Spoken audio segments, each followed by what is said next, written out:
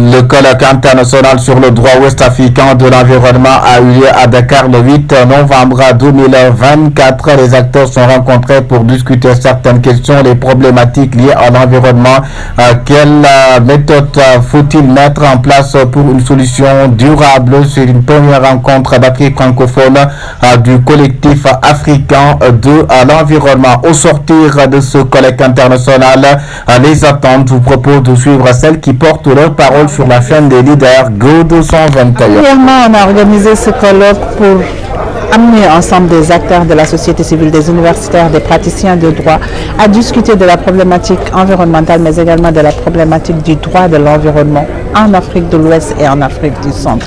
Pour la simple et bonne raison, aujourd'hui, l'environnement, comme disait tout à l'heure Madame la doyenne, n'est plus dans une approche prospective, mais elle est dans une approche réactive, dans une approche présente, parce qu'avant on parlait toujours d'environnement ou de droit de l'environnement comme une discipline de l'avenir. Aujourd'hui on est obligé de légiférer, on est obligé de prendre en compte l'environnement et la réglementation dans tout le processus que nous mettons en œuvre. Donc d'où l'intérêt aujourd'hui d'amener des acteurs qui viennent d'horizons divers, qui ont une approche différente pour discuter, échanger quel devrait être l'apport, quelle est l'ambition, quel devrait être aujourd'hui le rôle du droit de l'environnement face au développement ou du droit de l'environnement face aux objectifs de développement durable. Et c'est important que le droit puisse jouer un rôle clé dans l'atteinte de ces objectifs de développement durable.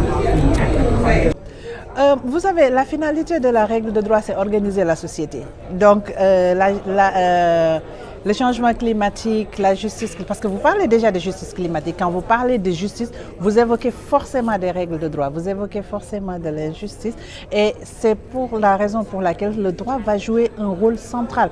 Aujourd'hui, les changements climatiques, c'est vrai, c'est un phénomène, il reste un phénomène, mais ils sont en train de se déplacer vers le droit, vers human rights, vers tout ce qui est droits humains, vers tout ce qui est prise en compte de ces droits fondamentaux, parce qu'à la fin de la journée, avec la consécration avec l'adoption de la résolution sur le droit à un environnement sain et durable, mais également la constitutionnalisation du droit de l'environnement dans beaucoup de pays à travers le monde et particulièrement dans des pays africains, on se rend compte qu'aujourd'hui le droit de l'environnement ne peut pas être laissé en rade pour gérer les questions de l'heure telles que le changement climatique, telles que la transition ou les transitions on devrait dire, telles que la prise en compte de la biodiversité entre autres aspects.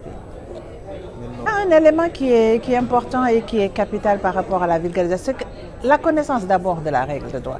Il faut que les États, les décideurs, il faut que les populations s'approprient la règle de droit environnemental qui, au-delà d'être du droit, est aussi technique et scientifique. L'environnement fait partie des rares disciplines de droit où on associe la science ou la légistique à la science pure parfois, mais également à des questions économiques, à des questions d'ordre social. Donc c'est vraiment la particularité de ce droit qui fait qu'aujourd'hui on a besoin de s'approprier ces règles de droit dans un premier temps. En quoi faisant? Déjà en les connaissant, deuxièmement en les vulgarisant à travers leur accessibilité, essayer de les rendre accessibles par les moyens qui sont disponibles, que ce soit par l'intermédiaire de la presse, que ce soit par l'intermédiaire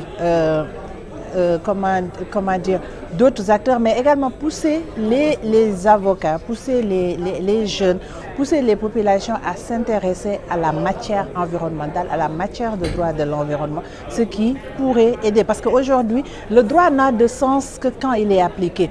Et c'est les magistrats et les avocats qui aident à l'application de la règle de droit. Mais pour que les magistrats et les avocats puissent, ou les avocats, je devrais aussi, puissent aider à l'application de la règle de droit. Il faut que les populations qui sont à la base puissent comprendre c'est quoi cette règle de droit et identifier un cas de violation pour pouvoir saisir ces juridictions. Donc c'est un cercle et chacun a son rôle à jouer. Des populations aux décideurs politiques qui définissent les règles de droit, aux avocats magistrats qui sont censés faire l'interprétation, l'application de la règle de droit.